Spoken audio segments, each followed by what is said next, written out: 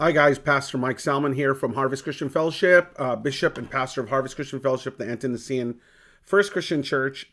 So this is part 3 on the pre-millennial or errors of pre-millennial view. I'm not going to get into too much more, I guess more into detail into the pre-millennial view, because I think that those who believe in premillennialist view is a modern type of doctrine and teaching.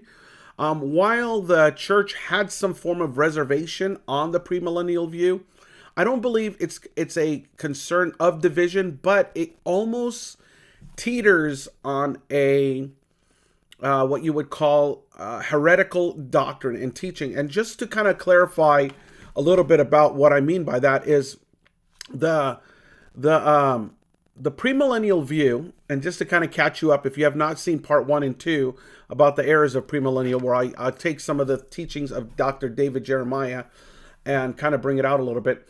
The premillennial view says this, that when Christ returns, and this is mostly a dispensationalist doctrine and teaching, this is where the premillennial view comes in, or however you may see, is that there will come a time when Christ will return and he will set up an earthly kingdom for 1,000 years. That's where you get millennial. The word millennial means 1,000 years. That Jesus is going to be here for 1,000 years. We're going to be living with him here for 1,000 years. And there will also be sinners, not just Christians, but other people who will be here. And we're going to have children. And children will reproduce. If you haven't seen this, you need to watch part 1 and 2 of thing. But this is what Pastor Dr. David Jeremiah and those who believe in the premillennial view believes, and that children will, may not know Christ. Some will and some won't. And just like life would be as normal after the resurrection, and this is after the resurrection, folks, and that Christ is going to be here for 1,000 years, and the only difference is that Christ will set up his kingdom here on earth for 1,000 years. After the 1,000 years, Christ will descend and release the dragon on the earth, and he will cause destruction and mayhem, and then Christ will return again to destroy. This is the premillennial view. This is a view that while the early church, first Christians, majority of them were amillennialist. An amillennialist view means like that the 1,000 years is not a literal 1,000 years, but rather symbolic of a day or of the time. Okay, as you would say.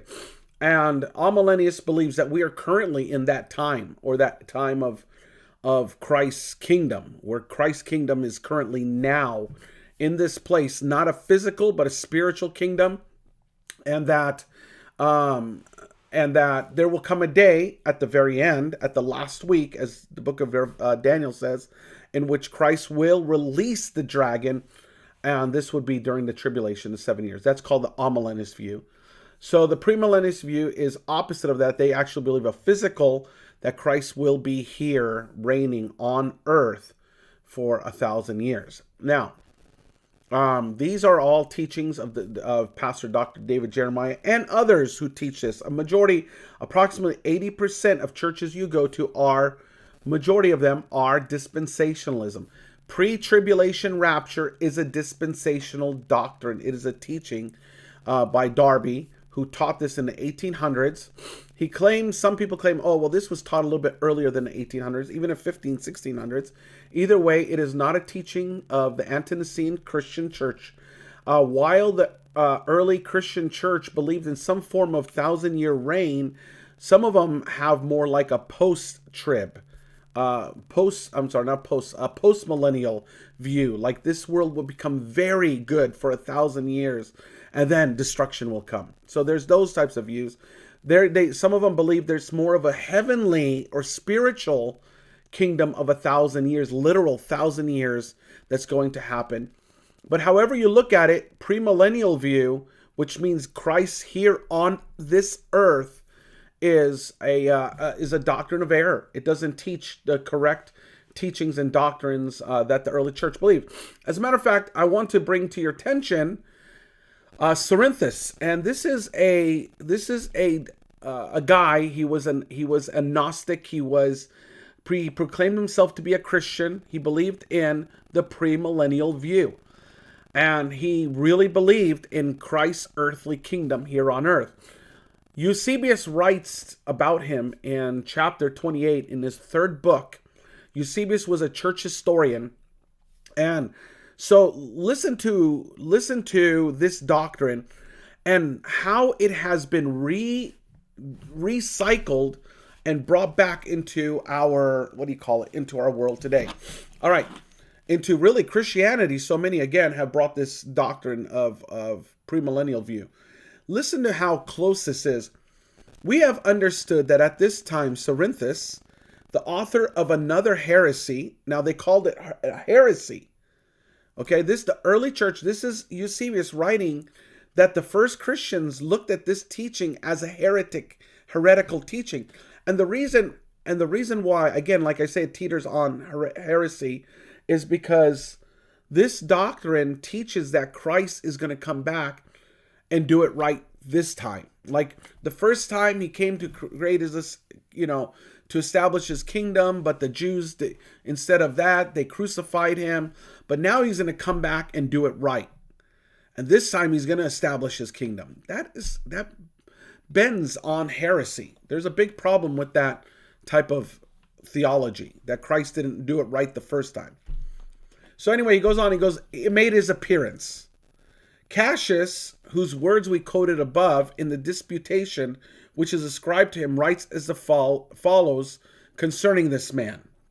He writes, but Cerinthus also, by means of revelation, which he pretends were written by a great apostle, brings before us marvelous things which he falsely claims were shown by him by angels.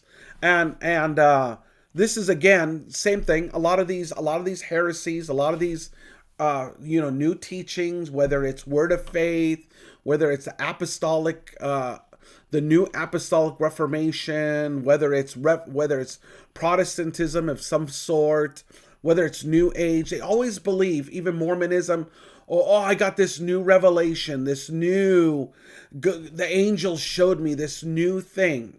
All right.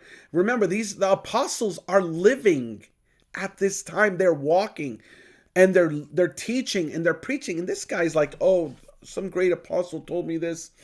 And I even seen it by angels. He says, this is the revelation. He says that that after the resurrection, the kingdom of Christ will be set on earth. This is again, this to the early church, the first Christians, this was like, what? What are you talking about? He says that the kingdom of Christ will be set up on earth. And that the flesh dwelling in Jerusalem will again be subject to desires and pleasures. Exactly. This is pre-dispensationalism, folks. This is pre-millennialism at its core. That the kingdom of Christ is going to be set up on earth, and that we're going to be marrying, and we're going to have kids, and we're going to eat and drink. We're going to be like one of those big things. Again, I encourage you to listen to Dr. David Jeremiah's on his views of the premillennial, and others who believe in the premillennial view that Christ will establish it. This is exactly the heresy that's being taught here. Yeah. And then it says, and being an enemy of the scriptures of God. Look at that.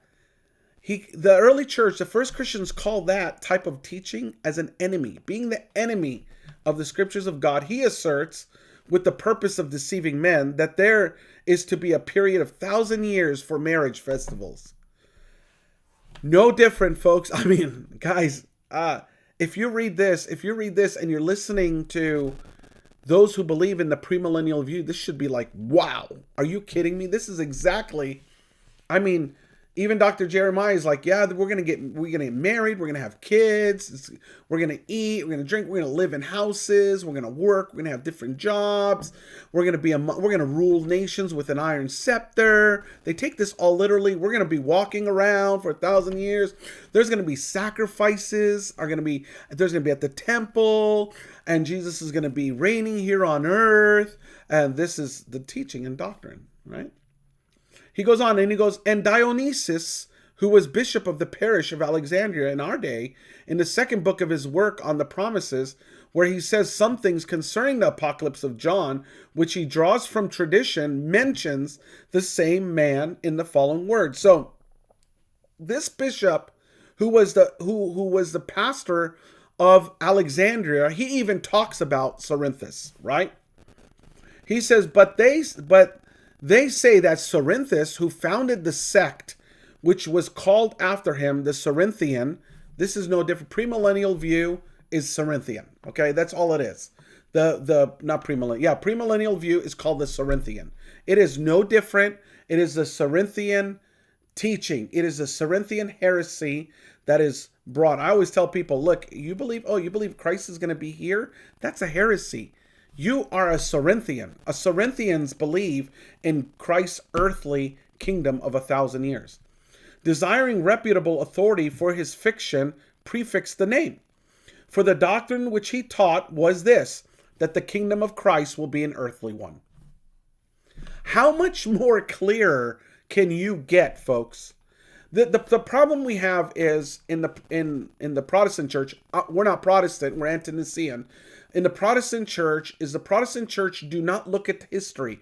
If they took a moment to look at history, they would stop and go, wait a minute here, we can't believe in premillennial. That's a heresy. The early church, the first Christians, taught it as a heresy. The apostles looked at it as a heresy. Why are we accepting this type of teaching that is heretical? Okay, let's go on. He says, and as he was himself devoted to the pleasures of the body and altogether sensual in his nature, he dreamed that the kingdom would consist in those things which he desired, namely, in the delights of the belly and of sexual passion, that is to say, in eating and drinking and marrying, and in festivals and sacrifices and the slaying of victims. Now, this guy goes a little bit more cuckoo. Under the guise of which he taught, he would indulge his appetites with a bitter grace. So he not only believed that Christ's kingdom was going to be earthly, but he also believed that this earthly kingdom, he will be able to be married, there'll be sacrifices, there'll be all kinds of things happening, just like normal in our world. And the premillennial view, those who believe in a premillennial view, kind of have that type of idea. Not that there's going to be sacrifices and there are going to be victims and all that stuff, but that sin will still be on this earth. There will still be sin.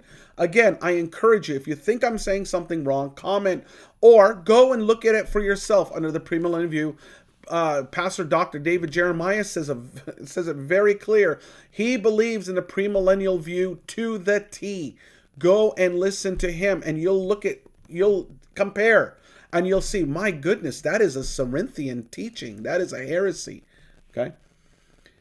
He goes on. He goes, there we go. These are the words. Okay. These are the words of Dionysius. But Irenaeus, if you don't know who Irenaeus is, he wrote the Book of Heresies. He was the Bishop of Lyons. He knew Polycarp and John. Polycarp and John, and Irenaeus was in the church of Smyrna. Whether he knew John himself, he definitely knew Polycarp, because Polycarp was his pastor in Smyrna, in the church of Smyrna. And Polycarp was the bishop of Smyrna. In the first book of his work against heresies, gives some more abominable false doctrines of the same man. In the third book, relates a story which deserves to be recorded.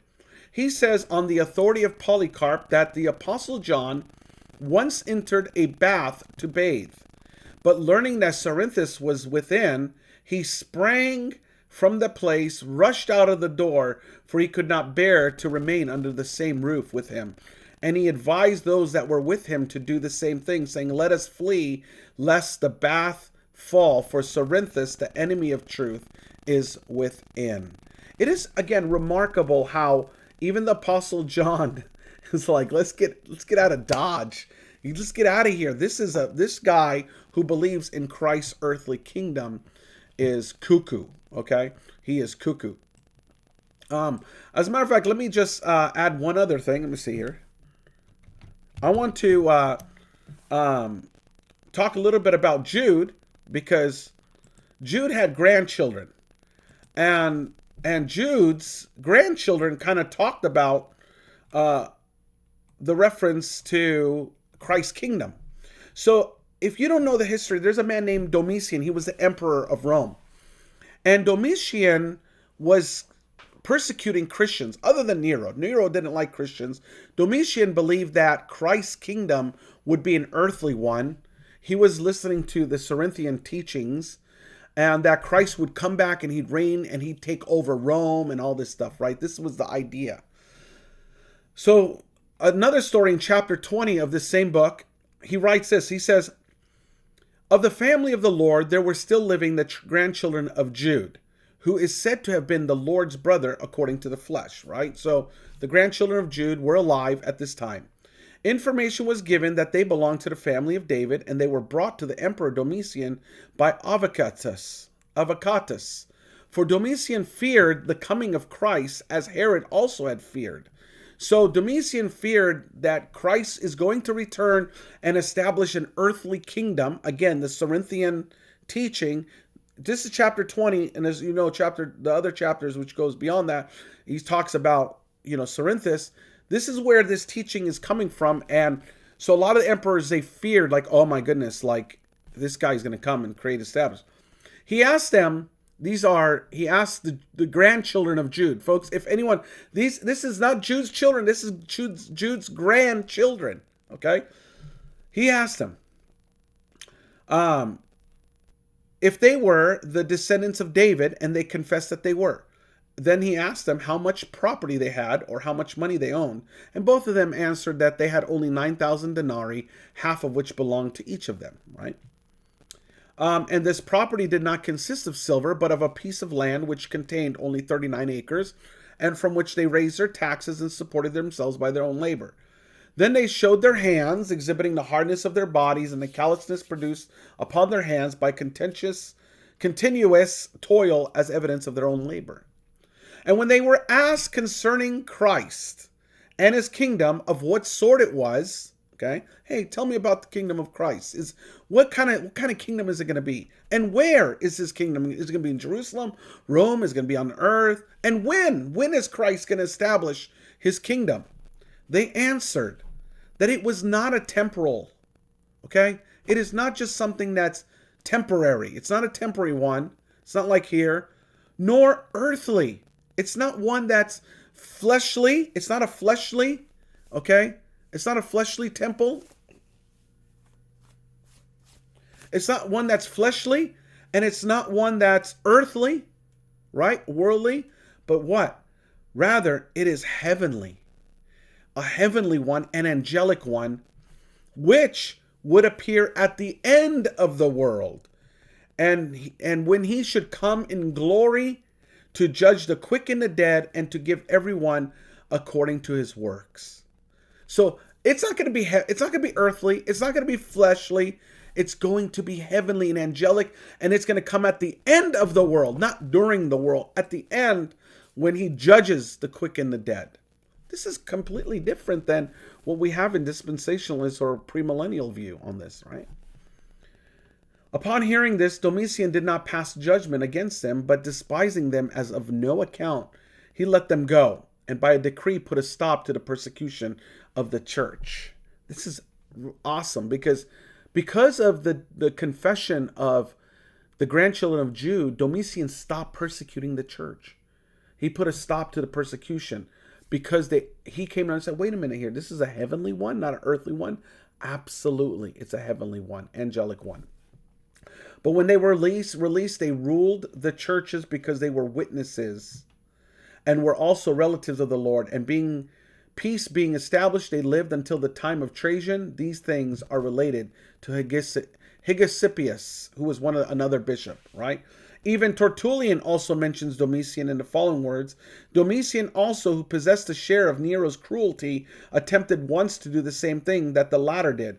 But because he had, I suppose, some intelligence, he very soon ceased and even recalled those whom he had banished. And this is recalling John, who had been banished. But after Domitian had reigned 15 years and never had succeeded the empire, the Roman Senate, according to the writers that record the history of those things, voted that Domitian's honor should be canceled, and that those who had been unjustly banished should return to their homes and have their property restored to them. It was at this time that the Apostle John returned from his banishment in the island and took up his abode in Ephesus, according to the ancient Christian tradition. Fantastic. Eusebius makes it very clear that because they come to understand that it is not an earthly kingdom, it is a one that is heavenly, angelic, and it will come at the end of the world. The Christians stop being persecuted. Folks, this is the true teaching. Okay, the Ante-Nicene View is the true biblical Ante-Nicene first Christian teaching of the church. This is what they held to. This is what they believed. It wasn't truly understood, but it definitely was not premillennial view that Christ would reign 1,000 years before the end. That's not how it works. So I pray this helps you out, and I pray this brings clarity on the